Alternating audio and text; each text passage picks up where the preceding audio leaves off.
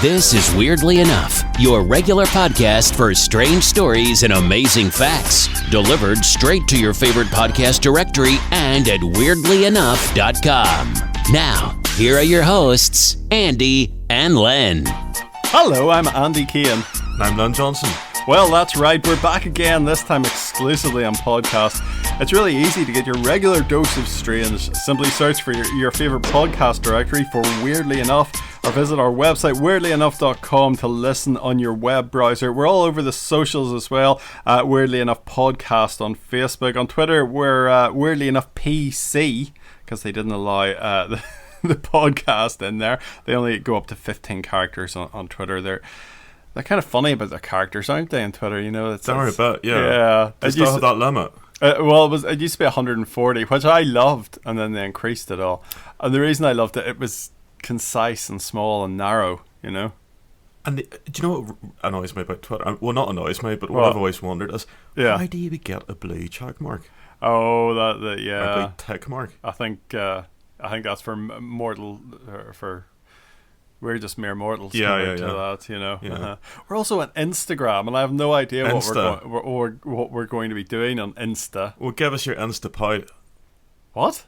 You have to have an Instapod. Oh, right. No, you know when you say people doing the pouting, the Instapod.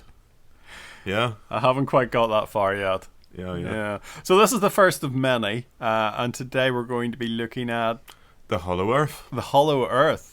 Which sounds to me a bit like those people that believe the world's flat. It's a similar kind of thing. I actually find it a lot more fascinating, though. As you know, I've always been fascinated by all things subterranean. Right, yeah. You in your bunker. Yeah, we all know you live in a bunker. Yeah, I've I've got, you might call it bunker mentality. But recently, there's a guy I've become very fascinated by on YouTube. He's an Irish... conspiracy researcher, alternative writer, occultist. Oh, right. Occultist or cultist? Occultist. Called Thomas Sheridan. Originally from Ballymun. Good working class dub, but now he lives in Sligo. Okay. But he always talks about the inner earth. Right. I was like, what do you mean the earth? The earth? The earth. It's like a yurt. The inner earth. He was referring to it. And it got me kind of... researching all that stuff. You ever seen those people that go and live in yurts? You can buy them online, like flat pack. Yeah, they've got a fact. They're always going on about that in the Archers. Like spiritual. God, we're so unprofessional. We just ramble on here. Anyway, back to the topic in hand. Okay. There's been legends and mythologies for years and years and years, all over the world and all different cultures, about the idea that the Earth is actually like a honeycomb. Yeah. Now there's two kind of conceptions of it. There's the idea that it's merely got like lots of these mad caves that go right the way down hundreds of miles, right, and little people live in them, yes, and have little societies and stuff like that, which actually, believe it or not, is not the most bizarre theory. Is that a bit like Jules Verne's Journey to the Center? Sort of like that, yeah. Similar idea. I read that, and I can't really remember what he found in there. What was there, creatures? He found like great little men and like a big sea, you know. Oh, right. And it was I can't remember. Did they go down in Iceland and then they popped up in like Sicily or somewhere like that? Right. They travelled so far under the earth. It was a mad story. But yeah, similar to that, he was tapping into that idea really of the Hollow Earth. Yeah. Now Edmund Halley, the comic guy of all people, actually theorised that there was an inner earth. Him and his comet. And he sort of thought that there was like a little, almost like a hollow shell to the earth, and it was about 500 miles thick, and two inner concretic shells with an innermost core, and atmospheres separated the shells, and the spheres rotated at different speeds. And then there's another guy called Syme, an American guy in the late 18th century, and he developed the idea of what they call Syme holes, which is the idea that there's actually little holes at the North Pole and the South Pole. Yeah. And in theory, if you can locate the holes, you should be able to climb down into the inner earth. And also naming it after yourself makes it legendary, doesn't it? Yeah, it does. Syme holes. And he actually went to the US 1818, John Cleves Symes Jr. And he was actually looking to get money to go to the inner earth. Right. And he believed that the earth would be stocked with thrifty vegetables and animals, if not men. So he thought it could be quite a good like sort of resource for the nascent United States. Yeah. But there's a weird thing that I came across in the bowels of the internet. Okay. And now That's not a place it's very good to troll through. The bowels of the internet. It gets worrying down there. now I'm gonna get my conspiracy guy hat on here. Right. Nowadays, the media is very controlled. There's a few big companies that control basically all the media. It's very, in the mainstream media anyway. That hat's great. It's a red hat and it says "Make conspiracies great again." It's a good hat as well because it's got an aerial on it. Okay. And I receive sort of signals from Cosmos. The Cosmos, Of it's course. kind of handy that way. Yeah. Yeah. Back in the day, there's lots of strange little local newspapers, Right. and they were like truly independent. Still are. And Lots of strange little local newspapers. but these were really strange, and in America in particular, they were forever come across weird stories of like giants like skeletons of 15-foot tall guys and stuff like that. But there's one called the Semi-Weekly South Kentuckian, Semi-weekly. which came out twice a week in South Kentucky. See, Funnily enough. that's ambiguous. Semi-weekly. It's a bit like bi-weekly. Well, I would I imagine. suppose semi does mean every half, I imagine it probably came out on like a Monday or Friday or whatever. Yeah. But basically, what the crack was in 1885, near the city of Moberly in Missouri, Okay, yeah. miners were mining a shaft 360 feet deep, and they broke into a cavern that revealed a wonderful buried city.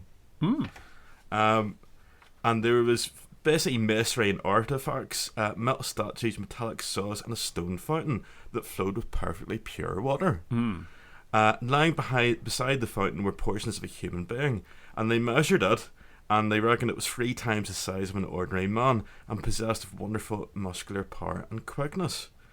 So that was a very strange little aside, and that was published in the newspaper in 1885. In Missouri, there's lots of caves, and one of them is the Merrimack Caves. They're Yeah, we called. know. They're kind of not quite to the scale of Northern Ireland's Marble Arch, to be honest. If I want to be a wee bit truthful here, and big up Fermanagh for once, but it's apparently where Jesse James head out. Oh, right, And there's a whole yeah. like Jesse James thing, so you can go and see that. Anyway, sorry, I digress. Jesse James surprised he didn't- wasn't from the underworld. I'm surprised he I didn't assume. escape the inner earth. He should have, yeah. But yeah, a lot of people think that there's a guy called Rodney Clough, and he's big, and he's like a recent sort of researcher into the Hollow Earth idea, and he reckons UFOs actually come from inside the inner Earth, Right. and it's like an advanced civilization. They fly out and then fly around up yeah, above yeah. us. So they're Yeah. not actually coming from outer space; they're actually a very advanced civilization, and these guys pop out through the sign holes Yes. at the top and bottom of the planet. Those trademarked sign holes Yeah. from earlier. And interestingly enough, now I was reading a book last year, and it's called Hitler's Monsters by a guy called Eric Kurlander, Right. and it was actually really fascinating because the Nazis were big into what he would call fringe science, Yes. and they're into all kinds of weird and wonderful theories. But a lot of these guys were into the idea of the inner Earth in a big way. And they actually, if you look up the Google images of the inner Earth, there'll be a map of the inner Earth, and the most commonly reproduced one was actually produced by one of these kind of Nazi kind of theorists. All right. That's nice. Well, yeah, this is it, yeah. But strangely enough, there was an experiment that was conducted by a Nazi scientist called Hans Fischer, and it was on the island of Rügen, and Rügen is a big island in the Baltic Sea. And what they were trying to do was observe a British fleet by pointing the lenses of their infrared equipment up at a 45-degree angle. And the idea was that though the Earth was concave, normal rays were refracted off the ocean, but infrared rays were not. And they saw only the sky, so this shows that they believed and searched for evidence of alternative Earth theories. So they're into this idea that the Earth might have been concave, and we were actually... Yes, this is the mad idea. They actually thought we lived in the inner Earth. All right. So And they, the sky. so what these guys believed was not only did they believe in the inner Earth, they took things a step further. They Yeah. actually believed that we were in the inner Earth, Okay. and that the sky was actually like an inner sky. Yeah. If you can visualize something. This is very hard on radio, you know, when because you really need to see the diagrams and whatnot. Was it like a kind of a tube that went Yeah. around and the sky was the top of it? Oh, I get it now. But what I find remarkable, right, is if you were a government-funded scientist today, yeah. and you went up to Johnson or whatever, or Trump, Yeah. and says, "Look, I've got this idea. Might be a bit hard for you to accept, but there's first part of it is the Earth's actually hollow," and they're like, "Oh, okay, right, okay," and we live inside it. Oh, make no mistake, Trump would be all over that. He would love that. So it's the idea that not only did they not ring for the guys with the white coats, they actually bunged this guy, Heinz Fischer, presumably a lot of money and resources, in the middle of a war in 1942, when presumably there's actually more important things to be getting on with, to go and do this mad experiment. You know, it is actually mind-boggling, but it's kind of you kind of think, well, they must have kind of given it some credence, Yeah. or else they were totally mad. It's just a very interesting little aside. And the Shaver mystery. Have you ever heard of the Shaver mystery? The Shaver mystery. No, what's this? This, in the annals of the tales of the inner earth. Is this how you can use a pyramid to sharpen your razor blade? Oh, that's from the old. Yeah, that reminds me of the old Reader Digest anthologies of weird stuff back in the day. The pyramid. I don't know if that's true or not. Apparently, it's not true. All right. Now there was a guy called Richard Sharp Shaver, and he was an American writer and outsider artist. No. Which is now. We should really do a thing about outsider art at some point, because that'll be very much within our remit. A little bit different to naive art, which is something that I always think I'm going to take up. I can't paint, I can't draw, but I could call it naive. Is naive unskilled, and outsider is like skilled but not crazy? Yeah, I think that's kind of what it is. Yeah, I guess what it is. Basically, now there was a pulp magazine back in the day in America called Amazing Stories.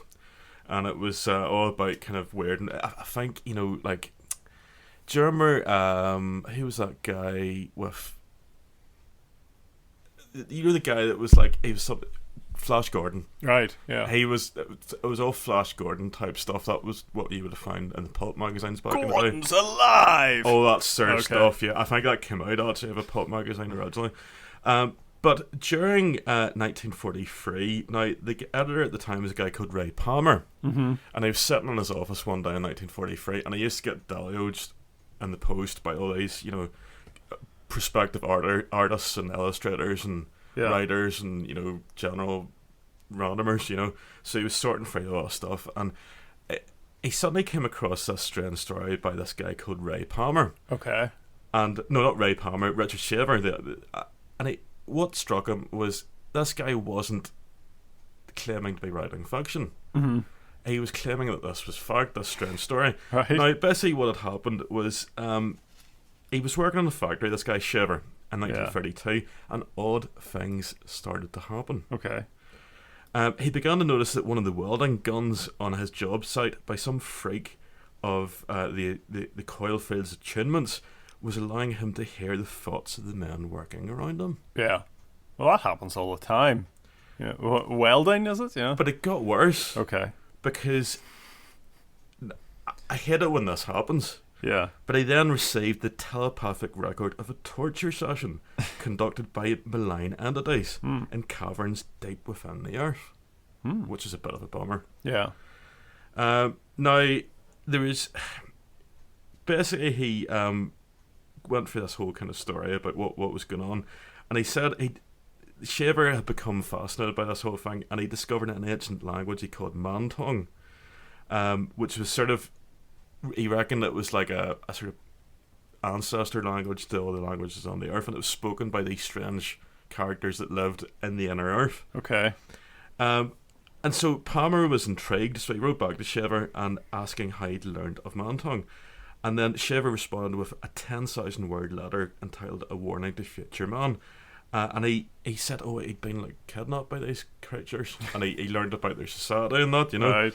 And he called them the Deros, and they're basically sort of like inhabitants of a race of giants that had lived on the earth 12,000 years ago until the sun began emitting deadly radiation. So these guys were forced into the inner earth and degenerated and basically became evil.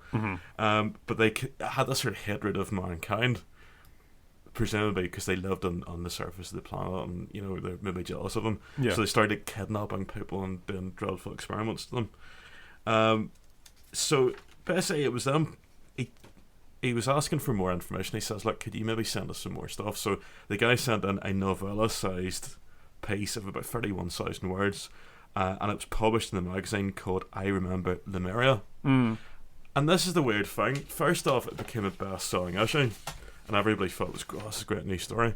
But then a lot of people began writing in saying they too had been kidnapped by these Deros. Right. Which is really weird, because the guy that was writing the editor, he was sort of thinking, well, this guy's a bit of a spiffer. This is obviously like a kind of artistic conceit that it really happened, but it didn't. Okay. But suddenly he got thousands and thousands of letters all over America From people who had been kidnapped as well. Yeah, Right. And the editor's thinking, but this is made up. What's going on here? This is really bizarre. It's taken on this whole kind of thing of its energy of itself. And then they got letters from all over the world. Okay. And right. post-war, 1946, a lady wrote in from France, Uh-huh. and she reckoned that in 1943 she was going out with like a doctor, Like a doctor. with a doctor, With a doctor. with a doctor. Sorry, that's So pulling get this clear. She was going out with this doctor guy, Yeah. and he says, like, come round, we'll go for dinner or whatever, meet me round the lab tonight. And she's like, oh, no problem. And he says, just find your own way to the lab, just get the lift, I'll meet you down there because I'm kind of busy and stuff. So she goes to the lab, so she gets into the lift Yeah. and goes right down, but the lift was broken in the sense that the buttons were broken, so it wouldn't stop, and it kept going down and down and down past the basement Yes. to this kind of bottom kind of sub-basement. Yeah. And it opens up, and then guess what? She gets kidnapped by these little Oh yeah. guys and taken away, and all kinds of I horrible blame things were done. I blame the installers of the lift. Yeah, but luckily enough, she was freed apparently after 4 months by kind of friendly Right. kind of inner earth people. Yeah. And then she was able to kind of recount her tale to the the Missing Stories magazine. What about the sort of doctor? Did he just move on? Did he? The story doesn't relate. Yeah. Went and had a galwaz and Yeah. sold off some morphine around the back.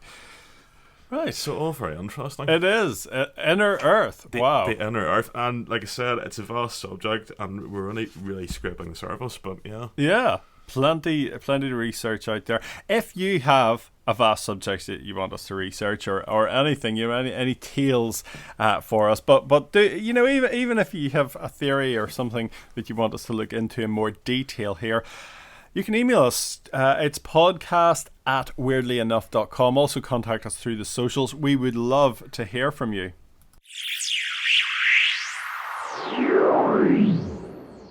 There's just so much across all the TV channels, all the online things. Now, what do you call them? Streaming services and stuff of just weird television and just odd little things that I like to look at. And if you're familiar with this cover of Pulp's Common People, you know that song Common People? Oh yes, a great song. Sing him grace, that's for knowledge. William Shatner did a cover of that. Do you remember that? I remember that. Yes, it was very. Go and look it up. We can't play it on good. here for obvious reasons, but yeah, look up William Shatner Common People. He's back with a show now on History Channel. It's called Unexplained, Right, with the emphasis on the X, so it's UN and then a capital X planed. That could be right up our Strasse. Oh yeah, I think so. Each week, Shatner explores different genres of strangeness, including mysterious structures. As the mysterious structures one, I watched that, and one of them was this house in America. So I think it was called the Winchester Mystery House. Right. And it was the widow of the guy that invented the Winchester gun. Right. And it was this house that just built this huge mansion, and she just kept building it her whole life.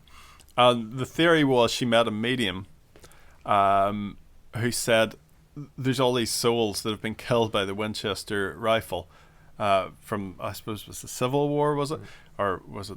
No, I don't know. It doesn't matter. But all these souls that were killed by this rifle, they're all upset at you. And the only way you can quieten the souls is to build this strange house with staircases that lead up into ceilings and doors that open onto nothing, doors that open on the side of like the second floor and stuff, and just keep building and building, and weird ballrooms and weird things, and in the center of it was a safe within a safe within a safe within a safe, and inside that was just like a lock of hair from one of her dead children, and like a picture of Winchester himself when they went into it. So very odd, but a lot of different other mystery structures and things. It was a really good episode.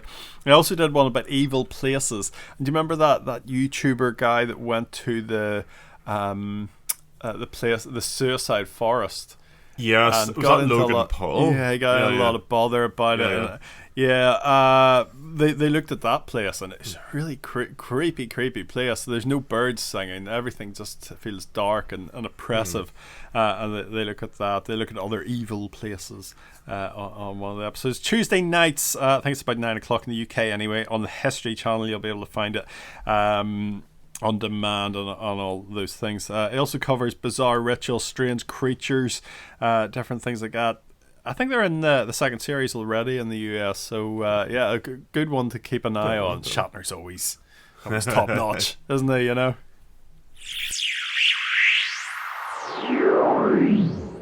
So one of the really heartwarming things to come out of the wildfires in Australia is how people get together to raise money or supplies for those affected. And this is an Italian restaurant in New South Wales called Pellegrini's.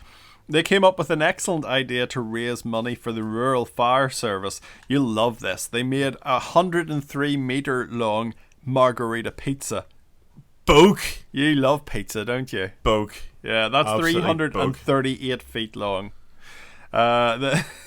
One thing you might like better is Christian O'Connell. You know, the guy who used to be on Absolute Radio. He's gone off, and I listen to his podcast quite regularly. He works for Gold down in Melbourne now, and they've come up with a bushfire relief beer called Melbourne Gold. I'll for a bit of that. Is it a lager? Is it an IPA? It's lagery pilsner kind of thing. There's Skyness, mate. Skyness lagers. Quite expensive. It's like, I think it's 70 Australian dollars for what they call a slab down there. Wait, what's a slab?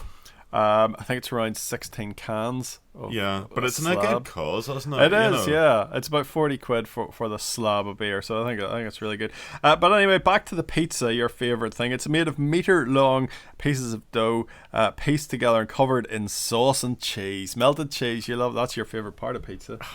#bug. And then it's baked on a conveyor oven. It took 4 hours to make and provided over 4,000 slices of pizza. There you are. Cheesy pizza to max out your stomach acid. Another one I saw in the news now today, or this week. Imagine you're this guy, Alan Hattle. You've gone for a nice wee stroll through a graveyard. It's interesting to go through a graveyard and look at all the historical stuff. Was he doing brass rubbings? He might have been, yeah. Do people still do that? I don't know. That was a thing back in the day. Yeah. Imagine how you'd feel though if you came across your own grave. Was it somebody with the same name? Yeah. Like coincidentally? No, it wasn't. No. Right? Okay. No, it was his grave. I didn't even want to be buried. I planned to be cremated. The 75-year-old retired welder from Tayside in Scotland announced he's blaming his ex-wife for the gravestone, though he can't be certain. It sounds like Alan's got a lot of enemies. Yeah, can't be certain who went to the trouble of buying a grave. There could be like half the lads down the pub, possibly. Yeah. Freeing a bit of money for it, you know. The council are keeping tight-lipped and refusing to divulge who bought the plot. That as well. Do you know, that's quite sinister because, I mean, I wouldn't imagine a plot would be that cheap. No. Well, you know, like I don't think like a tenner would cover it. You know, you would presumably have to pay a bit of dollars. Like, you know, I'm not an expert in those things. No, I don't think it's that much. But you have to be a council. You have to live in the council. I think it's quite cheap. Yeah. But you have to live in that council area. Because I had to purchase one not so long ago. But I'll be going in it. Actually, so I know it's just over that hill there. Does it have a good view? Brilliant view. Well, that'd be nice. Yeah, it will. Yeah, bit cold on a windy day.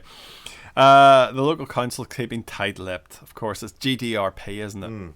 Yeah, they can't GDPR. That's what it is.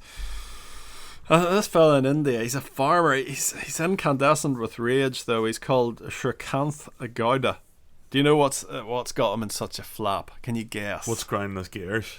Local monkeys, they're partial to coffee. They love a mochaccino, frappe, yapalapa, whatever it is. Yeah. Did they get those little muffins? Those overpriced muffins with them? Never get the muffins. Yeah. Unfortunately for Mr. Gouda, he grows coffee. You can see the problem here, can't you? He grows the coffee, and the monkeys like the coffee. So what would you do? What would you do to solve this issue? I have no idea. Well, he's come up with a solution. He's painted his favourite pooch black stripes and yellow colour to make it look like a tiger. Right. So it's a dog, about a Labrador-sized dog. He says it works well too. He told the local Dunya News, "I've seen the monkeys running away at the sight of the dog. The monkeys now refrain from entering my plantations." So it scares off the monkeys, huh? Yeah, that's it. Right, that's it. We're back again with another regular segment of all your weirdness very, very soon. It's going to be about... The Hollow Earth. Hollow Earth. No, that we've done the Hollow Earth. We've done the Hollow Earth. It would be micronations. Micronations. I can't wait. Oh, I love any stories about sea land, so I can't wait to hear that one. I'm Andy Kane, and remember to join me and my good friend Lan Johnson. Yeah. Remember to subscribe to our socials. We're facebook.com/Weirdly Enough Podcast, Weirdly Enough PC on Twitter, Weirdly Enough Podcast on Instagram. And we've got that website that catalogues all our podcasts, weirdlyenough.com. You can search and subscribe using your favourite podcast directly to Weirdly Enough. Well, that's it. Thank you.